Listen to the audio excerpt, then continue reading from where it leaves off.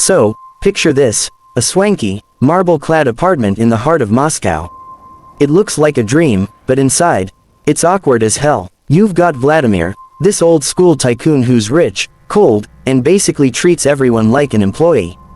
Then there's Elena. She's his second wife, but she acts more like his live-in nurse or maid. Every day is the same.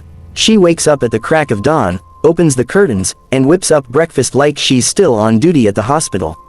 For her, it's about being a good wife, but to Vladimir, she's just a high-end service he pays for. The drama kicks off when Elena asks Vladimir for some cash to help her son, Sergei. Now, Sergei is a total mess. He lives in a tiny, smoke-filled dump on the outskirts of town, doesn't have a job, and basically survives on his mom's tiny pension. He's got a wife and 2 kids, and he's constantly looking for a handout. Vladimir isn't having it. He needs to man up. Elena, he tells her over their fancy dinner. And your grandson Sasha, forget college, send him to the army, it'll build some character. Ouch. For Elena, Sasha is the family's only ticket out of poverty.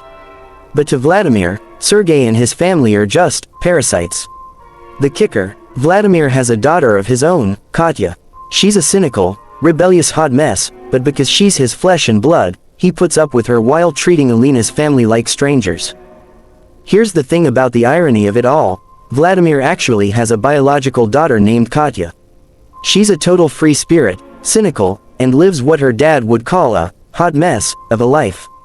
But even though she's always taking shots at his lifestyle, Vladimir still sees her as his own flesh and blood, someone way more precious to him than Sergei, who's basically just an outsider in his eyes. One day, the routine breaks. Vladimir, who's obsessed with staying fit, has a massive heart attack while swimming at his exclusive gym. Elena rushes to the hospital, and suddenly, the power dynamic flips. Vladimir looks vulnerable for once, but he's still a jerk. He calls for Katya, and when Elena and Katya meet up at a cafe, it's pure venom.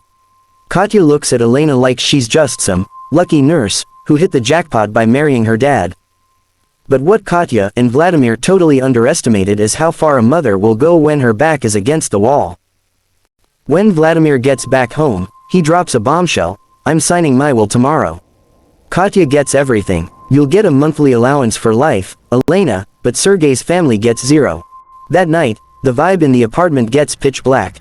Elena stands in the kitchen, staring at Vladimir's meds. She's torn between her 10-year marriage and her son's desperate survival.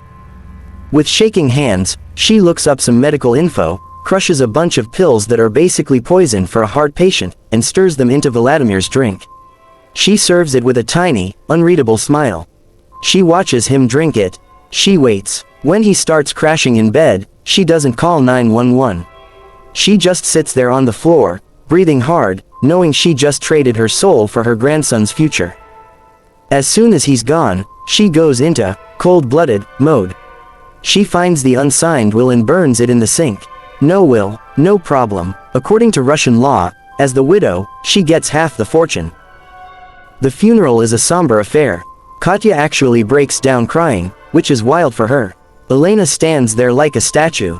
The cops and doctors think it was just a natural heart attack because Vladimir forgot his meds. The perfect crime. A few weeks later, the infestation begins. Sergei, his pregnant wife, and Sasha move into Vladimir's luxury pad.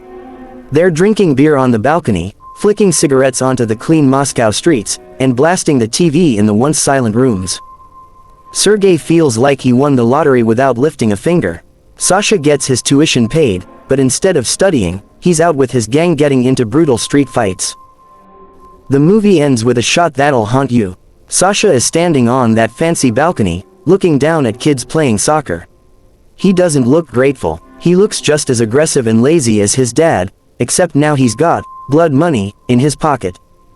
Elena did the unthinkable. She killed a man who gave her a life of dignity just to save a son who honestly didn't deserve the sacrifice. The real tragedy, it's not that Vladimir died. It's that good people can do the worst things when they convince themselves it's for love. Elena, the church-going lady, turned out to be the most dangerous person in the room because she justified murder as a mother's duty. Meanwhile, Katya, the bad daughter, was actually the most honest one. She was messy, but she wasn't a killer.